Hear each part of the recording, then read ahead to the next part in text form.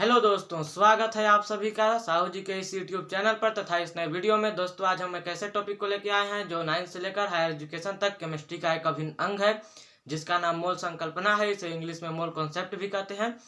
और यह जो टॉपिक है यह साइंस में बहुत ही ज़्यादा उपयोग किया जाता है तथा यह साइंस के स्टूडेंट के लिए कंफ्यूज भी होता है, चैलेंज भी होता है तथा मस्ट भी होता है। मतलब इसमें चैलेंज भी रहेगा, कंफ्यूज भी होगा तथा समझना भी जरूरी है, इसलिए हम इस वीडियो को लेकर आए हैं। तो इस वीडियो को मैं आपको वादा करता हूं कि अगर ये वीडियो आप लास्ट तक, शुरू से लास्ट तक देखेंगे तो मोल कॉन्सेप्ट आपको बहुत अच्छे से समझ आ जाएगी। तो चलिए वीडियो यहीं से शुरू करते हैं। तो सर्वप्रथम मोल जो है, सर्वप्रथम जो मोल है वो अपने आप पर एक संख्या रिप्रेजेंट करता है। जैसे मान लीजिए आपने दर्जन का नाम कभी सुना होगा, आपने दर्जन का नाम कभी सुना होगा। दर्जन भी संख्या, एक संख्या को रिप्रेजेंट करता है, वो संख्या है 12। आप दुकान में जाएंगे, अगर दुकान से एक दर्जन केले लेंगे तो आपको 12 केले मिलेंगे। अगर आप एक दर्जन पेन लेंगे तो आपको 12 पेन मिलेंगे। ठीक इसी प्रकार मोल भी अपने ऊपर एक संख्या रिप्रेजेंट करता है। वो संख्या है 6.02 इंटू 10 की पावर 23। यह संख्या है, हमने इसे शॉर्ट में लिखा है। अगर बड़े में लिखे जाए तो ये होगा 602 आगे 21 0 1 2 3 4 5 6 7 8 9 10 11 12 13 14 15 16 17 18 19 20 21। जी हाँ दोस्तों, ये होगा बड़ा संख्या, इसका एक मोल। जिस प्रकार दर्जन, एक दर्जन बराबर 12 होता है, संख्या को रिप्रेजेंट करता है, इसी प्रकार मोल भी अपने आप पर एक संख्या रिप्रेजेंट करता है जो कि है 6.02 गुणा 10 की पावर 23। इसे बड़े रूप में लिखें तो ये होगा। तो एक दर्जन बराबर जिस प्रकार ये 12 होता है, उसी प्रकार ये सारा बड़ा नंबर एक मोल कहलाता है। जी हाँ दोस्तों, तो देखिए मैं आपको बताता हूँ कैसे होता है। मान लीजिए आप एक मोल कुछ भी चीज ले रहे हैं, कुछ भी चीज, तो आपको मिलेगा 6.02 गुणा 10 की पावर 23। वो चीज, जो चीज आप ले रहे हैं वो चीज आपको मिलेगा। मान लीजिए आप एक मोल समोसा ले रहे हैं, मान लीजिए आप एक मोल समोसा ले रहे हैं, तो आपको 6.02 गुणा 10 की पावर 23 समोसे मिलेंगे। अगर आप एक मोल आलू ले रहे हैं तो आपको मिलेंगे 6.02 इंटू 10 की पावर 23 आलू। जी हाँ दोस्तों, इसी प्रकार अगर आप दर्जन में एक दर्जन पेन लेंगे तो आपको मिलेगा 12। इसी प्रकार अगर आप एक मोल पेन लेंगे तो आपको मिलेगा 6.02 गुणा 10 की पावर 23 पेन। जी हाँ, तो इसी प्रकार मिलेंगे। अब आपको इसकी विशालता देख के तो लगता नहीं होगा कि यह संख्या छोटा है, ये संख्या बहुत बड़ा है। चलिए अब हम इसको फील करवाते हैं, आपको अनुभव करवाते हैं कि यह संख्या कितना बड़ा है। मान लीजिए आप एक मोल कुछ भी चीज लेते हैं तो आपको कितना प्राप्त होगा, 6.02 गुणा 10 की पावर 23। वो चीज, जो चीज आप ले रहे हैं वो चीज इतना प्राप्त होगा। तो मान लीजिए आप एक मोल क्या ले रहे हैं, मान लीजिए आप एक मोल जेम्स ले रहे हैं। जेम्स जानते होंगे क्या होता है। एक मोल जेम्स ले रहे हैं तो आपको कितना मिलेगा, 6.02 इंटू 10 की पावर 23। इतना, मतलब आपको एक मोल जेम्स लेना तो कितना मिलेगा, इतना सारा आपको जेम्स मिलेगा। पता है आप इसको, आप तो गिनती भी नहीं जानते होंगे कि इसको क्या बोलते हैं। इसको बोलते हैं 602 हेक्जिलियन। इसको बोलते हैं 602 हेक्जिलियन। तो आप अगर एक मोल जेम्स ले रहे हैं तो आपको कितना मिलेगा, 602 हेक्जिलियन। मतलब अगर आप एक करके अगर जेम्स का गोदाम भरेंगे तो आपको जितनी बड़ी गोल पृथ्वी है ना, अगर पृथ्वी के ऊपर छेद करके भरोगे तो पूरा पृथ्वी भर जाएगी, इतना बड़ा ये मोल है। एक मोल बराबर एक मोल जेम्स इतना होता है। तो चलिए एक और उदाहरण से देखते हैं।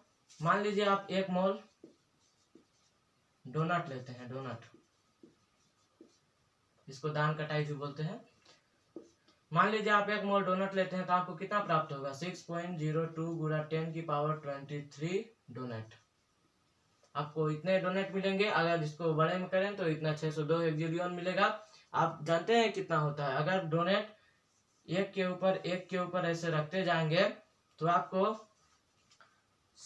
पृथ्वी और सूर्य के बीच आपको सन और अर्थ के बीच, सूर्य और पृथ्वी के बीच अगर आप ऐसे सीढ़ी बनाते जाए तो आपको एक बार पृथ्वी से सूर्य पर गए फिर वापस आए, एक चक्कर हुआ। इसी प्रकार अगर आप 1 मोल डोनट रखेंगे, इस प्रकार अगर आप 1 मोल डोनट रखेंगे तो इसका 200 बिलियन चक्कर लगाएंगे तो 1 मोल डोनेट होगा। अब आपको पता चला है कितना बड़ा नंबर है। और अब एक और मजेदार देखिए, इसको आप नोट कर लीजिए। और एक मजेदार बात देखिए, अगर आप 32 ग्राम सल्फर लेते हैं, अगर आप 32 ग्राम सल्फर लेते हैं, इतने में आ जाएगा। अगर आप 32 ग्राम सल्फर लेते हैं तो पता है आपको 32 ग्राम सल्फर में कितने मोल होंगे, आपको कितने अणु मिलेंगे, इतने 6.02 गुणा 10 की पावर 23। मतलब अगर आप इतने सारे 602 हेक्जिलियन अणु परमाणु लेंगे तो आपको सल्फर के अणु परमाणु लेंगे तो आपको कितने मिलेंगे, 32 ग्राम, जो कि कितने में आ जाएंगे, एक मुट्ठी में आ जाएंगे, हाथ में, आप हाथ में थाम सकते हैं। अब पता चला आप इसको केमिस्ट्री में क्यों यूज करते हैं। बाहर की दुनिया में देखा जाए तो ये बहुत बड़ा है, लेकिन अगर केमिस्ट्री के वो चीज में देखा जाए तो 32 ग्राम एक हाथ में बहुत छोटा है, इसीलिए इसको केमिस्ट्री में देते हैं। अब चलिए इससे संबंधित हम 1-2 क्वेश्चन करवा लेंगे ताकि आपको थोड़ा समझ आ जाए, फिर अगले वीडियो में देखेंगे। तो चलिए इससे समझने वाली क्वेश्चन भी हो जाए।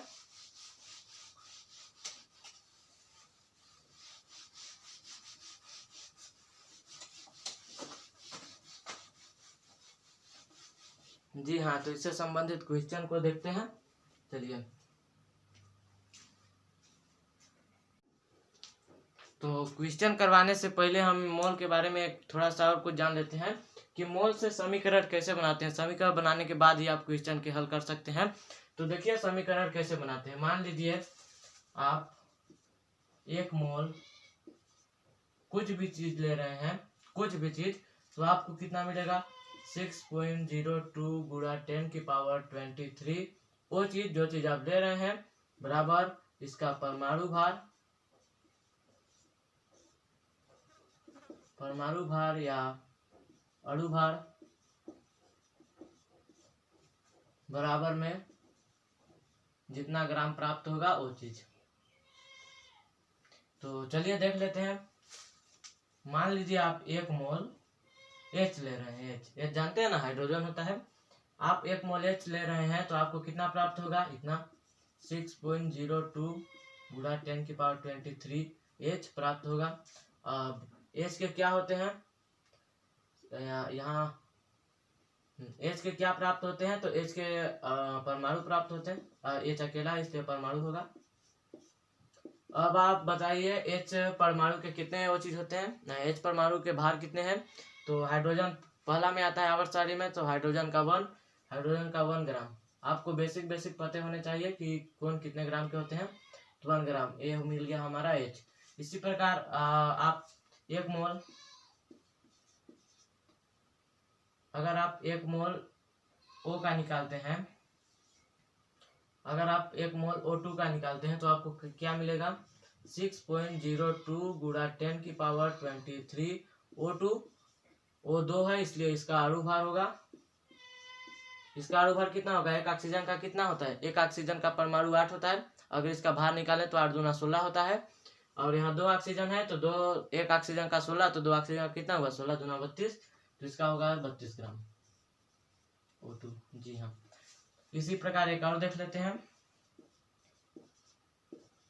H2O कितना मिलेगा हमें, इतना 6.02 गुणा 10 की पावर 23 क्या मिलेगा, H2O के अणु होंगे अधिक है 1 से। अब इसके भार निकाल लेते हैं। तो हाइड्रोजन का 1 होता है, 2 हाइड्रोजन है, 2 हाइड्रोजन का कितना हो गया 2, और ऑक्सीजन का 16 होता है, तो 16 और 2 कितना हो गया 18। जी हाँ, 18 ग्राम H2O। और एक और बता देते हैं ताकि आपको वो चीज किसी प्रकार का कंफ्यूजन ना रहे। तो 1 मोल अगर आप H2SO4 लेते हैं, इसको सल्फ्यूरिक अम्ल भी बोलते हैं, H2SO4, तो इसका क्या हो जाएगा, कितना मिलेगा 6.02 गुणा 10⁻23 H2SO4 मिलेंगे। एक से अधिक है, अणु होगा इसका। अब इसका निकाल लेते हैं, हाइड्रोजन एक, हाइड्रोजन का एक, दो हाइड्रोजन का दो, और ये रहा सल्फर। सल्फर का आप कितना होता है, सल्फर 16 दूना 32, सल्फर का 32 होता है। और ऑक्सीजन का 16 होता है, 16 चक्को कितना हो गया, 4 ऑक्सीजन है तो 16 चक्को कितना हो गया 64, और इसका 32 और इसका 2। अब इसको जोड़ लीजिए तो 16 64 और 32 हो गया 98। तो जी इसका हो जाएगा 98 ग्राम।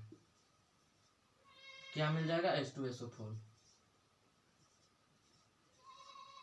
तो इस प्रकार आपको समीकरण लिखने आने चाहिए, नहीं तो क्वेश्चन सोल्व नहीं होंगे। तो मैंने बता दिया कि ऐसे क्वेश्चन सोल्व करते हैं। आप इसका स्क्रीनशॉट ले लीजिए और या फिर नोट बनाइए इसको और लिखते जाइए।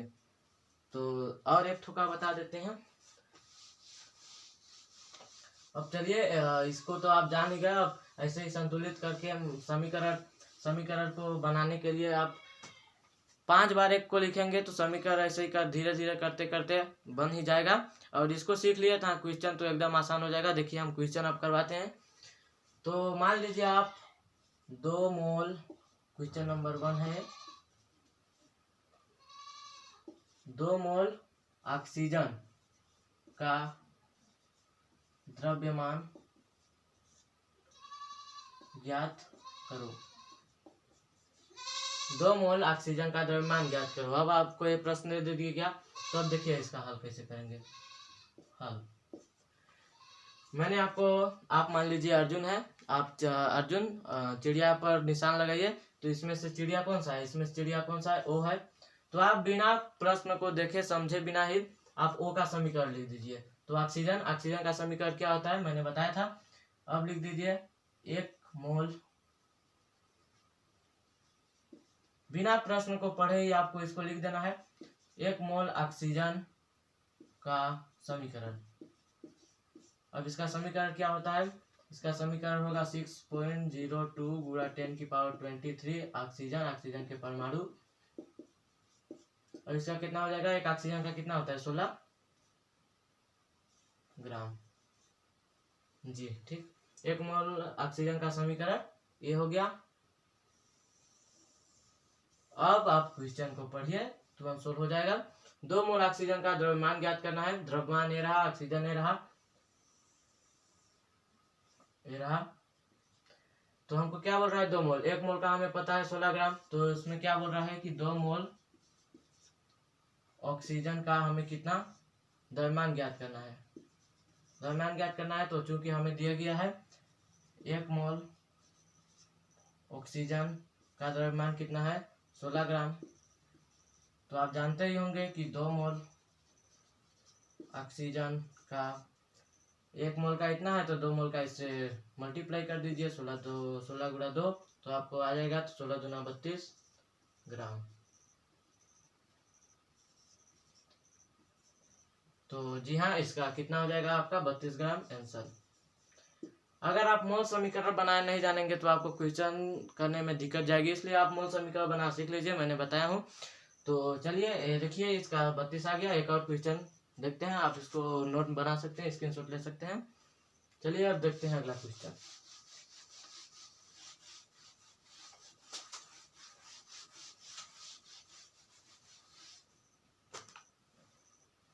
इसका अगला क्वेश्चन हो गया, मान लीजिए क्वेश्चन नंबर 2। 36 ग्राम जल में जल के कितने मोल होंगे, कितने मोल होंगे। 36 ग्राम जल में जल के कितने मोल होंगे, चलिए हल करते हैं। चिड़िया के आंख पर निशान लगाइए। इसमें चिड़िया का आंख कौन सा है, देखिए जल है, H2O जल है। तो अब बिना क्वेश्चन समझे ही आप जल का समीकरण लिख दीजिए। 1 मोल H2O का समीकरण कितना हो जाएगा 6.02 गुणा 10⁻23 H2O के क्या मिल जाएंगे, समझदार बच्चे, अणु मिलेंगे, बराबर हाइड्रोजन 1 2 हो गया और 16 2 18 ग्राम हो गया। अब क्वेश्चन को पढ़िए। अब आप क्वेश्चन को पढ़िए, क्या बोल रहा है, 36 ग्राम जल में जल के कितने मोल होंगे। मतलब 1 मोल 18 ग्राम 18 ग्राम जल में 1 मोल होता है। तो पूछ रहा है 36 ग्राम जल में जल के कितने मोल होंगे। तो आपको क्या पूछ रहा है कि 36 ग्राम जल में जल के कितने मोल होंगे। तो हमें पता है कि 18 ग्राम जल में 1 मोल होता है। तो 1 ग्राम जल में कितने हो जाएंगे, 1 ग्राम जल में जल के कितने मोल होंगे, 1/18 मोल। आपने ये सब छठी 5वीं 8वीं में ही सीखे होंगे। तो 1 ग्राम जल में जल के कितने हो गए, 1/18। तो अब क्या पूछा है 36 ग्राम में। तो देखिए 36 ग्राम 1 मोल का हमें पता चल गया। अब इससे इसका गुणा कर देंगे, आ जाएगा 36 ग्राम जल में जल के कितने होंगे, तो 1/18। और 36 ग्राम का पूछ रहा है तो गुणा मल्टीप्लाई 36 हो गया। अब इसको काट दीजिए, 18 का 18, 18 2 36, 2 एकम 2 बराबर 2 मोल। ये हो गया आपका इसका आंसर। आप चाहे तो यहीं से भी निकाल सकते हैं कि 1 मोल में 18 ग्राम होता है, तो 36 ग्राम का पूछा है, मतलब 18 दूना 36, 2 मोल हो जाएगा। लेकिन मैंने बताया कि क्वेश्चन पेपर में अगर आएगा तो कैसे लिखेंगे, इसको पूरा डिटेल से समझाए।